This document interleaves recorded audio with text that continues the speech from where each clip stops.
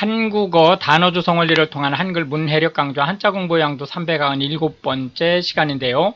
오늘 우리가 알아볼 첫 번째 한자는 벼라는 의미의 도자가 되겠습니다. 벼라는 의미의 도자를 살펴보도록 하겠습니다. 벼라고 하면 곡물 중에서 한국인의 주식에 해당하는 쌀의 원천을 얘기하는 거죠. 하나, 둘, 셋, 넷, 다섯, 여섯, 일곱, 여덟, 아홉, 열, 열하나, 열둘, 열셋, 열넷, 열다섯 해서 총 15획에 해당하는 한자가 되겠습니다. 벼라고 하면 추수 후에 탈곡을 해서 벼 껍질을 우리가 왕겨라고 그러죠. 왕겨가 있는 상태를 얘기합니다. 왕겨를 벗겨낸 것을 우리가 쌀이라고 얘기를 하는 거죠. 입도라고 하는 것은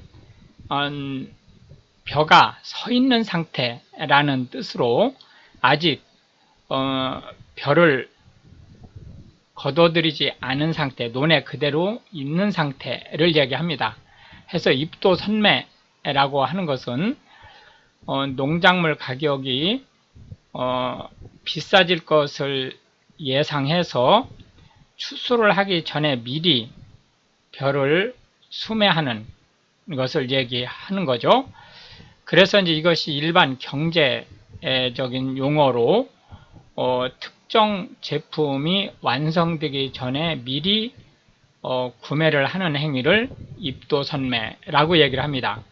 도열병이라고 하는 것은 꼭 깐부기병 같은 형태로 그 잎이나 이삭 부분에 검정색으로 변하게 되는 아주 심한 병, 벼에 나타나는 심한 병이다 이렇게 보면 되겠습니다. 해서 벼가 곡식이라는 측면에서 그 상대 개념은 보리를 한번 들어봤습니다. 보리를 뜻하는 맥자를 살펴보았습니다.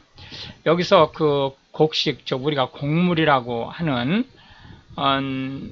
것의 특징은 줄기가 이렇게 있을 때 잎사귀가 이렇게 나는 거죠.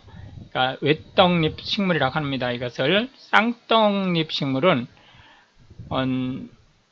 잎사귀가 이렇게 나면 반대편 쪽에도 또 하나가 나오죠. 이런 걸 쌍떡잎 식물이라고 하는데 외떡잎 식물은 하나씩만 나옵니다.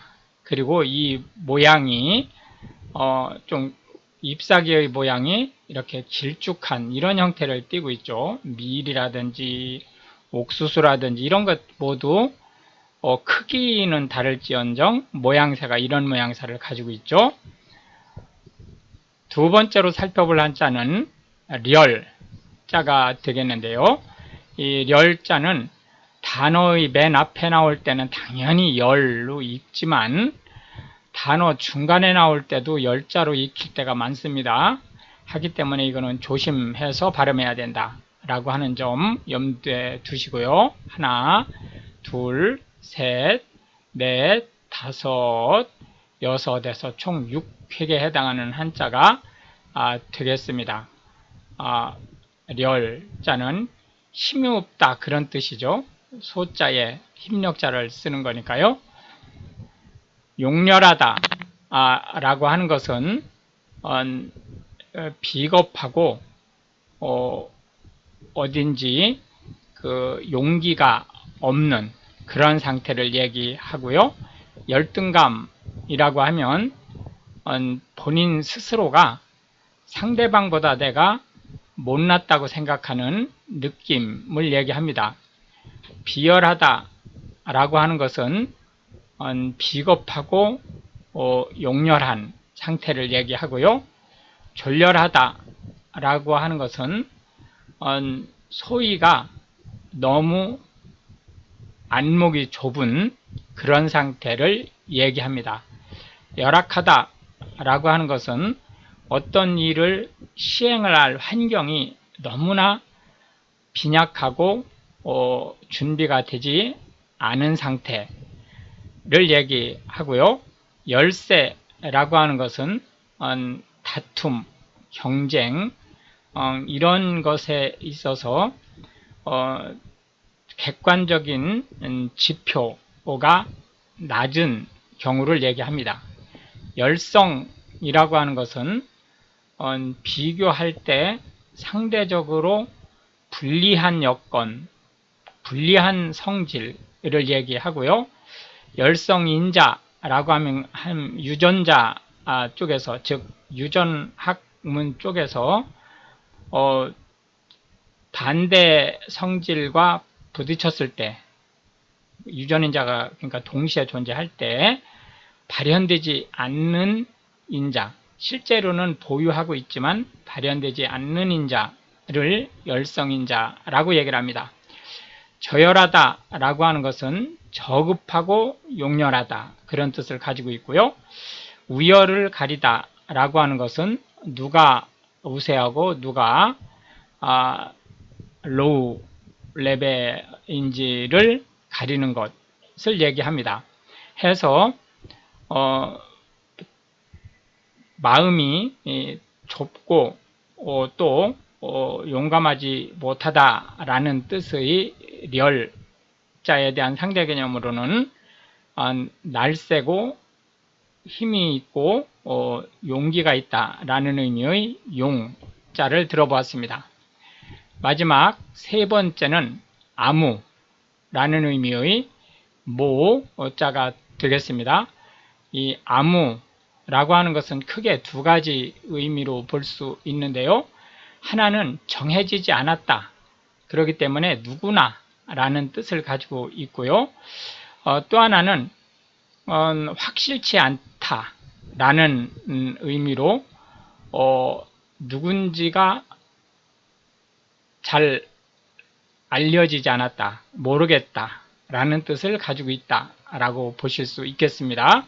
하나, 둘, 셋, 넷, 다섯, 여섯, 일곱, 여덟, 아홉에서 총 9획에 해당하는 한자가 되겠습니다. 모시 그러면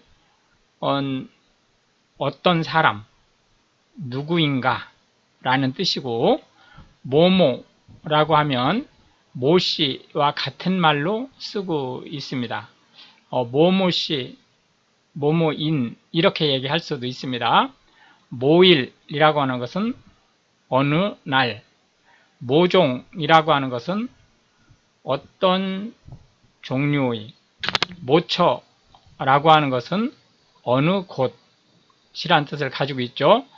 해서 정해져 있지 않다라는 의미의 모자에 대한 상대 개념으로는 특정되어 있다라고 하는 정자를 살펴보았습니다. 이렇게 해서 이제 오늘도 우리는 3개의 한자와 각 한자에 대해서 9개씩의 현대 한국어에서 자주 쓰고 있는 단어를 살펴보았고요.